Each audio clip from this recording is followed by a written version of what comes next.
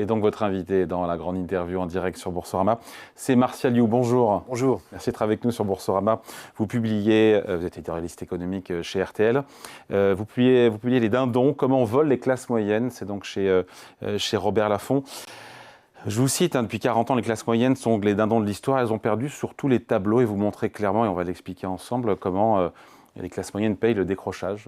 Décrochage, on peut ne pas y croire, mais les chiffres sont là. Il y a un décrochage français en Europe et il y a un décrochage de l'Europe dans le monde. Et donc tous ces pots cassés, payés, enfin liés à ce décrochage, déjà c'est une réalité. On ne peut pas le nier, je veux dire. Oui, et d'ailleurs, si je fais un pont avec ce qui vient d'être dit par Philippe Escande sur ces 13 335 assujettis à l'impôt sur la fortune immobilière qui ne paient pas l'impôt sur le revenu, c'est quelque chose qui est absolument incompréhensible, justement, pour les classes moyennes. On est au cœur de ce qui crée aujourd'hui la crispation chez cette classe moyenne, c'est-à-dire ce sentiment d'être plutôt les bons élèves, qui ont toujours joué le jeu depuis 45-50 ans, hein, donc qui ont dit à leurs enfants de faire des études pour pouvoir réussir dans la vie, qui ont travaillé ou qui travaillent, qui paient leurs impôts effectivement, impôts sur le revenu, et ces classes moyennes, elles font partie donc de ces moins de 50% de foyers qui paient l'impôt sur le revenu, puisqu'aujourd'hui c'est une minorité dans ce pays de gens qui paient l'impôt sur le revenu, et ce sont précisément les dindons en l'occurrence, et qui votent, qui croient aux valeurs de la République, etc., et donc qui ont coché toutes les cases et qui, à chaque fois, en fait, ont perdu sur ce genre en jouant le jeu, ce qui est très frustrant. Et aujourd'hui, leur dire, vous avez des gens qui ont certes, alors il y a peut-être la retraitée de l'île de Ré, effectivement, pour reprendre l'exemple de Philippe Escande, mais il y a aussi tous ceux qui font de l'optimisation, qui ont la possibilité de le faire et qui donc échappent au système. Et à la fin, la base, elle retombe toujours sur les classes moyennes. On réduit la base de ceux qui paient les impôts et c'est toujours les mêmes. Et c'est ça ce sentiment qui est très difficile à supporter pour elles. Ouais. J'ai envie de dire, à qui la faute ? Vous allez me dire au gouvernement successif. Oui, mais ce qui est troublant, quand je me suis penché sur ce livre, je me suis rendu compte que ça part souvent d'un bon sentiment de la part... les hommes ou les femmes politiques qui se sont succédés ne se sont pas dit depuis 45 ans, on va affaiblir nos classes moyennes. C'est quand même le socle de ceux qui votent et qui font la croissance du pays malgré tout. Donc, mais l'accumulation des politiques qui ont été menées ont souvent été mauvais choix économiques. Voilà, et des choix à très court terme, qui partent d'un bon sentiment, mais à court terme. Je mets le curseur dès le début sur François Mitterrand en disant que on peut comprendre qu'il passe la retraite, l'âge de départ à la retraite de 65 à 60 ans au début des années 80. 65 ans en 81. Et à ce moment-là, l'espérance de vie d'un ouvrier, c'était 65 ans. Et ceux qui partaient à la retraite à ce moment-là avaient commencé souvent jeunes, avaient connu la guerre, donc il y avait une forme de logique. Donc on va réduire, sous forme de récompense un peu, le temps de travail sur toute la vie en passant de 65 à 60 ans. Mais dans le même temps, on va aussi, parce que c'est dans la tradition du Front populaire, ajouter une semaine de congés payés. Donc là, on va raccourcir le temps de travail sur toute l'année. On passe de 4 à 5 semaines de congés payés.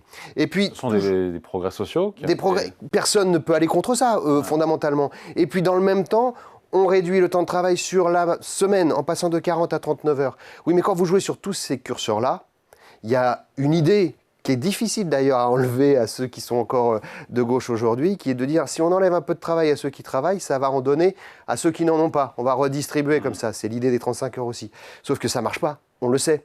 Et donc, quelques années plus tard, vous retrouvez avec une économie qui s'est réajustée, donc soit une robotisation, soit une délocalisation des usines. C'était il y a 45 ans. Oui, mais on y est revenu en 98 avec les 35 heures et on continue aujourd'hui à avoir cette idée que peut-être il faut aller vers une société plus de loisirs, que l'intelligence artificielle va donner du temps supplémentaire. Enfin, vous voyez, il y a toujours cette idée-là. Sauf que fondamentalement, quand on regarde, on travaille moins aujourd'hui qu'on ne travaillait il y a 45 ans et il manque des heures de travail pour nourrir la croissance de ce pays. Donc, il y a Allez dire ça à ceux qui triment, qui bossent comme des fous, eux, ils ont envie de bosser plus. Bien sûr, mais moi je pense que... Et on en fait partie, vous et moi. Mais oui, mais si on tient un discours de vérité à toutes ces classes moyennes, elles sont, je crois, parce que j'ai discuté avec beaucoup d'entre elles, parce que j'en viens des classes moyennes, il y a une valeur travail qui est très forte. Donc, travailler plus... Alors, travailler plus pour gagner plus, je pense qu'on ne gagnerait pas une élection présidentielle aujourd'hui, à la différence de l'époque de Nicolas Sarkozy avec ce slogan-là. Mais fondamentalement, dire il va falloir repenser la durée de temps de travail sur toute la vie, et pas seulement au dernier moment. On sait que le sujet, c'est les 18-25 ans et les 55-65 ans. Bien sûr. C'est aux deux extrémités du marché du travail. Et tout le monde est d'accord pour faire ce constat-là. Vous en discutez avec les partenaires sociaux, il n'y en a pas un qui vous dit que ce n'est pas un vrai souci, l'entrée sur le monde du travail et la sortie. Et comment on fait alors? Eh bien, je pense qu'il faut de la flexibilité tout au long de la vie professionnelle. Moi, il y a, en économie, on le sait, vous et moi, il y a une science imparable qui ne se trompe jamais, c'est la démographie. Et vous n'avez pas un politique qui s'en soucie réellement. Le seul, c'est Lionel Jospin, en 1999, qui a créé un fonds spécial de retraite, de solidarité de retraite, en disant, voilà, démographie, en 2020-2030, on a un problème pour financer notre modèle de retraite. Donc je crée, à partir des nationalisations et de l'argent, de la croissance à cette époque-là, je crée un fonds. Qu'est-ce qui est devenu ce fonds? À partir de 2008, Nicolas Sarkozy, on est en pleine crise, dit on arrête d'abonder ce fonds et on le fait vivre uniquement sur les dividendes qu'il génère. On devrait avoir 150 milliards dans ce fonds aujourd'hui. Sauf qu'après 2010, on se dit qu'on va aussi un peu ponctionner dans ce fonds puisqu'il est bien doté.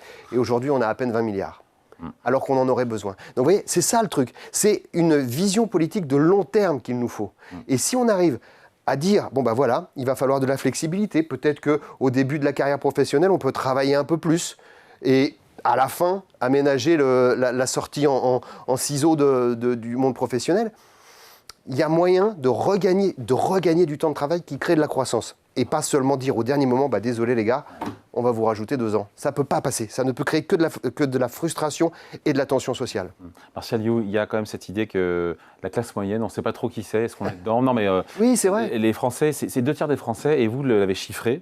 Oui. Entre, pour un ménage gagnant, enfin, un ménage composé de 2 personnes, oui, entre 2 350 et 5 000 euros net par mois. Oui, après impôt. Après impôt. On est dans la classe moyenne. Oui, là, on est dans, je dirais, la classe moyenne si on parle en termes de revenus. Ce qu'il faut comprendre, c'est... moi, j'ai un auditeur d'RTL qui m'a envoyé un message il y a quelques jours en lisant le livre. Il m'a dit j'en avais les larmes aux yeux quand vous parliez de France Loisirs et de tout l'univers. Parce qu'on est en fait classe moyenne au-delà même de ces revenus-là. C'est-à-dire qu'on partage de façon commune des valeurs qui sont celles de la classe moyenne, celles que j'évoquais tout à l'heure.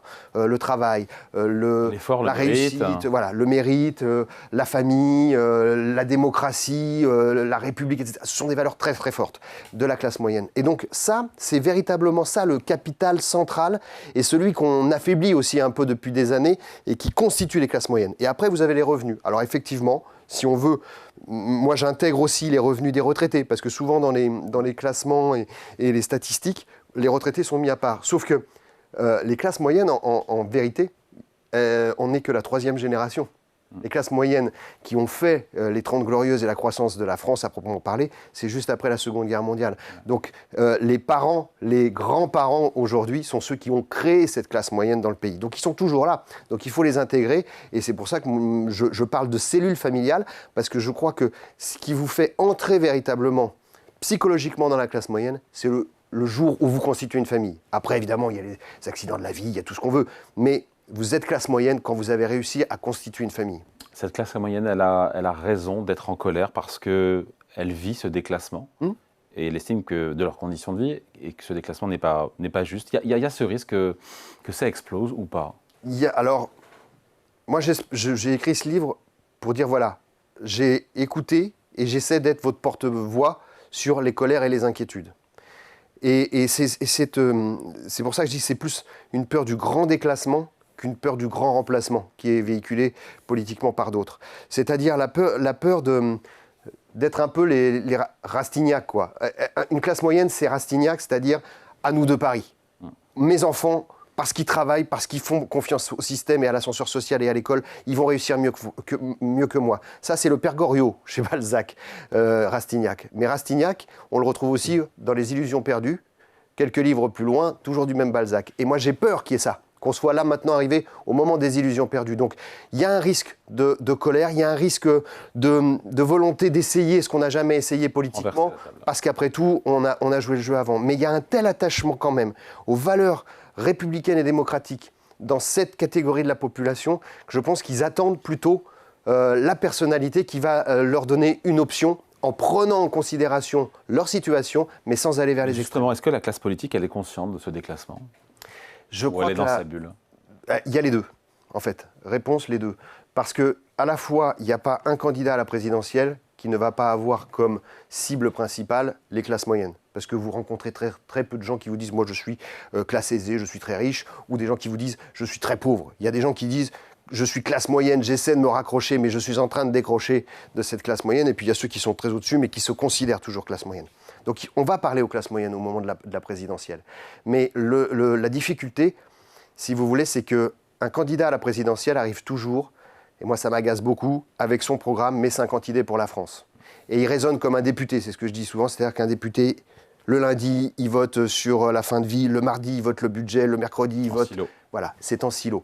Et je pense que ce qui manque, pour l'instant, chez nos politiques, c'est une vision systémique. Un projet qui va d'un point A à un point B et qui intègre la société dans son ensemble, plutôt qu'une série de très très bonnes idées pensées par des gens très intelligents, mais qui ne s'accordent pas les unes forcément avec les autres. Ils attendent quoi? Cette classe moyenne, elle attend quoi? Un espoir, le fait de pouvoir se dire que demain sera meilleur qu'aujourd'hui et que leurs enfants auront une vie et un espoir meilleur qu'eux. C'était très frappant. Moi, j'ai raté, comme tout le monde à Paris et dans les élites, le mouvement des Gilets jaunes. Je ne l'ai pas vu venir. Et quand vous discutez, je les cite, avec des syndicalistes qui sont censés avoir des capteurs, ils vous disent « on ne les a pas vus venir non plus, les Gilets jaunes ». Mais ensuite, moi, je suis allé sur les ronds-points, je suis allé dans le Val d'Oise, dans la zone artisanale de la pâte d'oie d'Herblay, etc. J'ai discuté avec eux parce que je voulais comprendre. Et on les a beaucoup caricaturés, ces Gilets jaunes.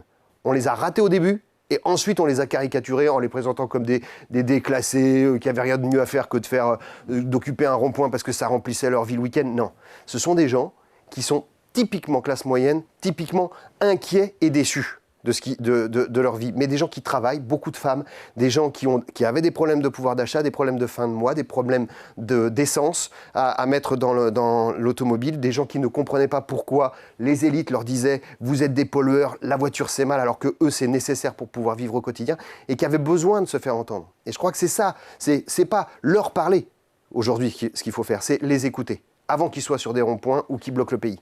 Martial You, comment on vole les classes moyennes? Voler. Oh, oui. C'est fort ça. C'est fort. Qui vole? Je dirais qu'on leur vole leurs rêves. Alors, ce n'est pas une astuce pour dire « Ah, finalement, il édulcore un peu son titre. » Oui. Parce que, oui, mais moi, je reprends. Pensé, ça oui, non, oui, parce que il y a ce sentiment de se faire voler ce qui fait le cœur de ses croyances dans la France d'aujourd'hui. Et du pacte social. Ensuite, on les a volés, on les vole encore sur une bonne idée qui part d'un bon sentiment. Le leasing social. La voiture à 100 €, la voiture électrique. C'est bien ça. Tout le monde applaudit. C'est très généreux comme idée. D'abord, est-ce que l'État a les moyens de le financer? Ça, on sait tous que non. Mais ce n'est pas seulement ça le problème. C'est que lorsque vous faites le leasing social, qui a très très bien marché oui. au démarrage, moins pour cette deuxième édition, mais le leasing social, c'est une voiture électrique à 100 € qui ne remplit pas toutes les fonctionnalités dont on a besoin pour une voiture quand on en a une ou deux. C'est-à-dire on ne part pas en vacances facilement avec une Twingo électrique. Hein. Bon, ça c'est une première chose. Mais surtout ce qui va se passer, et c'est ça que personne ne voit venir et qui m'inquiète beaucoup, c'est qu'à la fin de ce leasing de 3 ans, on va venir voir ces familles, on va dire il y a une valeur résiduelle sur la voiture. Il vous reste 14 000 à 15 000 € à mettre pour l'avoir complètement. Est-ce que vous les avez? Ils ne les auront pas. Donc, qu'est-ce qui va se passer? Ils vont réenclencher un nouveau leasing et ils entrent dans un système que je dénonce beaucoup dans le livre, qui est le système de l'abonnement permanent. L'abonnement pour la voiture, l'abonnement pour la box internet, l'abonnement pour le téléphone, l'abonnement pour la salle de gym, l'abonnement pour l'assurance des appareils électroménagers, l'abonnement à tous les étages, qui fait que le 10 ou le 12 du mois, lorsque tous les prélèvements... Tous ne sont pas obligatoires. Mais tous ne sont pas obligatoires. Mais... Pas obligé d'avoir Netflix, Amazon, on est d'accord. Paramount et HBO. Et Mais discutez-en avec les gens et ils vont vous dire, oui, mais alors si j'ai même pas les moyens de mettre 13, 15, 16 € pour avoir la plateforme de streaming, déjà je vais plus au restaurant, déjà je vais plus au cinéma. Donc il y a une forme de dépossession et de déclassement si on leur enlève ça. Mais bien sûr, on leur dit, mais c'est quand même très simple de savoir gérer son budget. Mais c'est pas la question. C'est être encore dans la vie sociale globale et être capable de pouvoir dire « Ah oui, c'est formidable la dernière saison de Stranger Things ». Oui, ce qui est Comme vrai, tout le monde. sauf le dernier épisode. Je n'ai pas vu, me dites rien. Ce sentiment de déclassement, des classes moyennes, est-ce que c'est un sentiment qui est franco-français ou est-ce qu'on le retrouve aussi dans les pays désindustrialisés, chez nos voisins européens? Oui, il y a Je pense pas que chez ce nos soit non voisins plus, européens, il y a de... Mais je dirais que l'exemple le plus évident qui saute aux yeux, c'est les États-Unis. C'est-à-dire qu'on sait bien que l'élection de Donald Trump s'est faite sur ce qu'on appelle les blue collars, c'est-à-dire les petits cols bleus, ceux qui étaient des Américains blancs ouvriers qui ne se sont pas retrouvés dans la politique menée depuis ces dernières années et qui ont fait un vote protestataire en allant vers Donald Trump qui disait les entendre. Et c'est le risque que l'on court aussi aujourd'hui d'avoir un vote de colère parce que personne d'autre n'est capable de s'adresser vraiment à cette population qui doute et qui a des inquiétudes.